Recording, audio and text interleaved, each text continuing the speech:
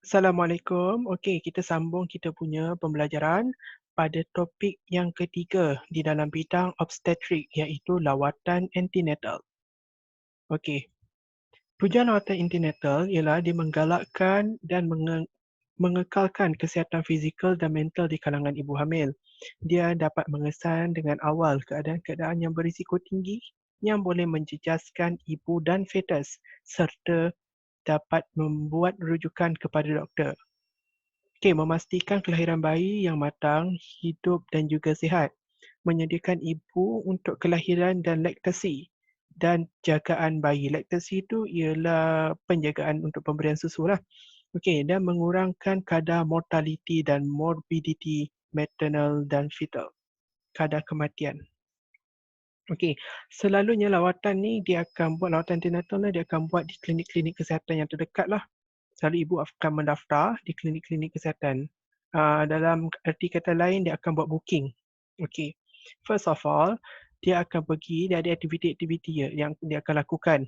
Okey, aktiviti yang pertama, dia akan buat pendaftaran. Okey, tujuan dia sebagai rekod dan statistik direkodkan di dalam buku pendaftaran KIB 101.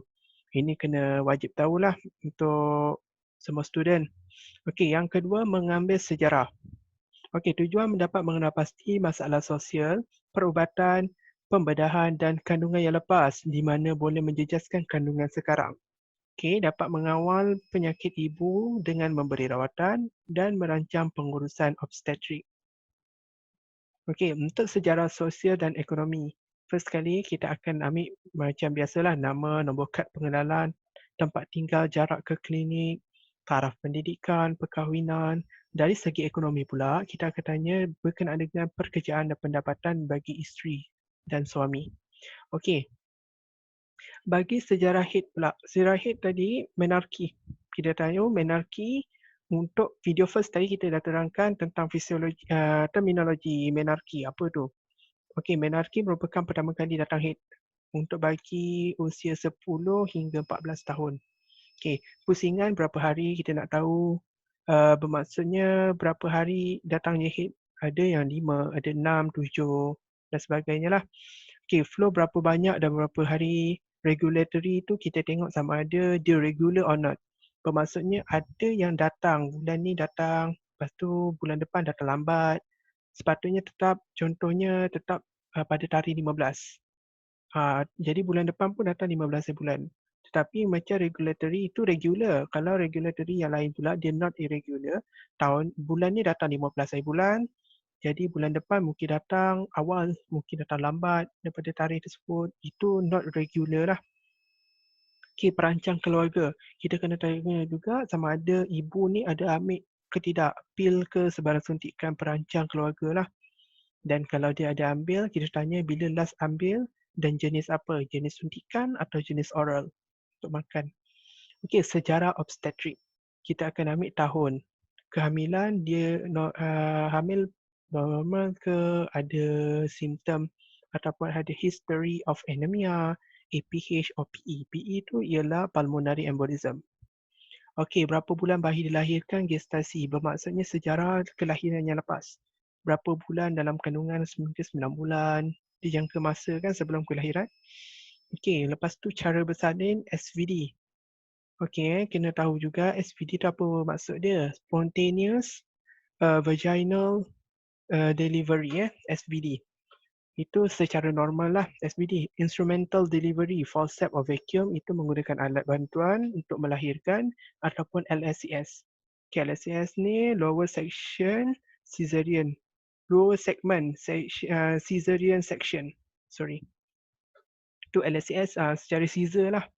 Okay, dia ada VD with induksi ke, acceleration ke, iaitu peningkatan fetal heart rate secara mendadak melepasi baseline.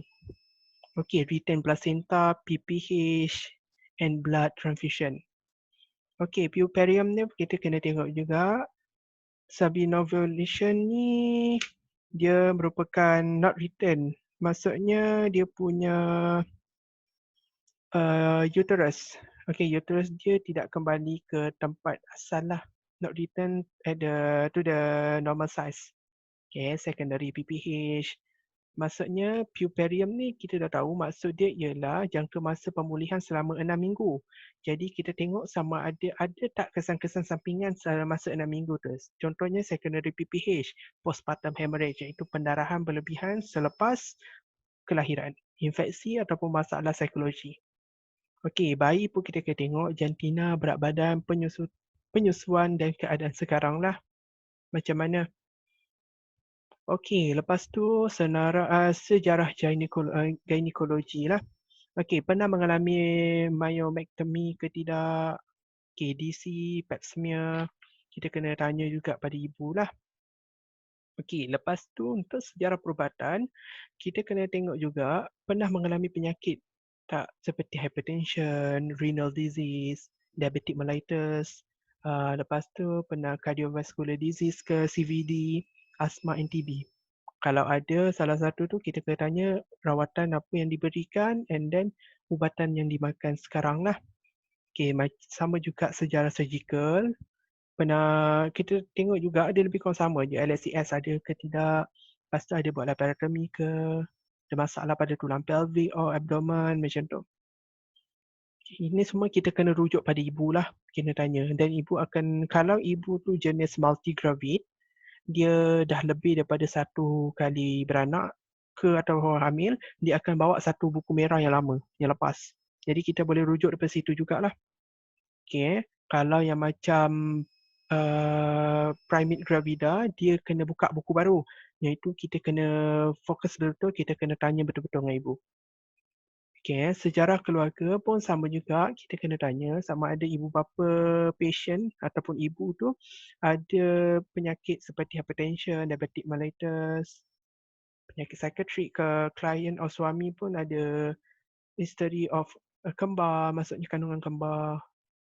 Okay, macam kandungan sekarang kita nak tahu, kita pun kena tanya ibu last period bila. Itu yang LMP kita panggil ataupun LMNP. Panggil, dan bila kita dapat LMP tersebut, kita akan cari EDD untuk kita cari jangka masa bila dia akan bersalin. Okay. Untuk pemeriksaan makmal, kita buat urinalysis, iaitu kita akan cek urin, air kencing. Okay, urin sugar kita akan kesan diabetik ke tidak, dan kita akan buat urin albumin. Okay, untuk kita kesan sama ada dia ada darah tinggi, hipertensif, UTI, urinary tract infeksi, ataupun pyelonephritis. Okey, pemeriksaan darah. Pemeriksaan darah, kita akan ambil darah pasien, darah ibu tersebut untuk kita cek hemoglobin. Okey, kalau selalunya kalau macam ibu yang bersalin, ibu yang mengandung, hemoglobin ni akan rendah. Tetapi kalau di bawah 10 gram persen, dia akan menunjukkan simptom-simptom anemia. Okey, kita akan cek juga kumpulan darah bagi yang primate. Okay, rhesus, VDRL, HIV. Yang mana buat booking semua kita akan buat pemeriksaan yang ni lah. Okay, cuma bila lepas dah buat booking, dia akan datang secara mingguan ikut TCA. Kita akan hanya cek hemoglobin sahaja. Untuk kita cek sama ada peningkatan hemoglobin or not. Macam tu lah. Untuk pemeriksaan fizikal, kita akan ambil tinggi, timbang berat dan tekanan darah. Selalunya kalau macam tinggi, kita nak ibu yang lebih daripada 160 cm. Okeylah. Kalau kurang daripada 145 cm, pelvic kecil dan boleh menyebabkan cephalopelvic disproportion. Bermaksudnya kat sini, kebanyakanlah doktor dia tak galakkan ibu yang tingginya kurang daripada 145 untuk beranak secara normal. Semua kebanyakan caesar. Sebab ada risiko-risiko dia lah. Risiko disebabkan oleh keadaan fizikal ibu tersebut, iaitu pelvic kecil. Jadi tak boleh secara normal, kena buat caesar.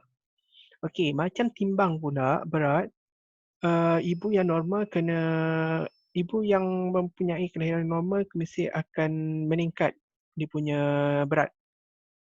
Okey, 20 minggu pertama akan meningkat 0.5 kilo per month. Bermaksud setiap bulan akan naik 0.5. Okey, sebagai contohnya, pada 20 minggu pertama, berat ibu tu ialah 60 kg. Dia datang TCA pada bulan tersebut, berat dia akan jadi 60.5 sebab akan tambah 5 kg kan per month.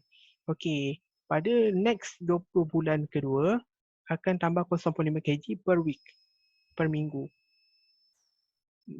Jadi next kita akan check pemeriksaan fizikal dari segi tekanan darah lah. Blood pressure, kita akan check baseline. Baseline ni kita akan mengesah ada kesan tak hypertension or not. Okay, kita akan check selalunya systolic lebih daripada 30, angka penambahan systolic lebih daripada 30 dan systolic lebih daripada 15 mmHg lah. Okay, sebab kita check tekanan darah ni, kita nak tengok sama ada dia ke arah menunjukkan preeclampsia or not. Preeclampsia maksudnya patient in hypertensive, induced hypertensive, mengalami hypertension semasa mengandung. Okey, untuk pemeriksaan abdomen pula, pemeriksaan abdomen kita akan lakukan semasa pemeriksaan fizikal lah. Okey, selain itu kita akan check pemeriksaan abdomen juga, kita akan palpate abdomen. Okey, untuk menilai ketinggian fundus sama ada selaras pada usia kandungan atau tidak. Dan mengesan baringan presentasi dan engagement. Maksudnya kita nak tahu kedudukan bayi tersebut. Sebab tu kita akan buat palpate, kita nak tahu kedudukan bayi tu di kedudukan yang betul atau tidak. Dalam bahasa yang mudah lah, orang nak tahu sama ada bayi tu songsang atau not. Senang sikit faham lah. Okay, kita akan auskultasi denyutan jantung. Kita akan gunakan peanut photoscope. Dia akan menilai keadaan kesihatan fetus dalam kandungan.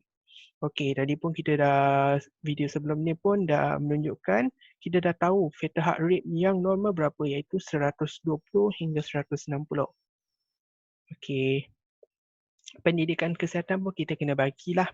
Okey, berdasarkan masalah kena pasti, dan setiap ibu yang mengandung mesti ambil hematinik, iaitu ubat untuk tambah darah. Okey, dia untuk menampung keperluan yang meningkatkan dan kegunaan fetus dan mengelakkan ibu daripada anemia. Contoh ubat yang kita akan berikan ferrous fumarate, folic acid, vitamin B dan vitamin C.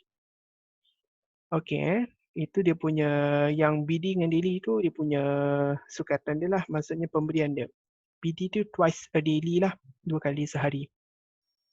Okey, rujukan kepada doktor, dia pemeriksaan rutin doktor. Ibu diperiksa oleh doktor sekurang-kurangnya 3 kali sepanjang tempoh kehamilan. Ataupun kes-kes yang bermasalah je lah. Bermaksudnya sekarang ni, selalunya ibu pergi ke klinik kesihatan, hanya buat pemeriksaan kesihatan oleh nurse sahaja. Nurse yang berdaftar lah.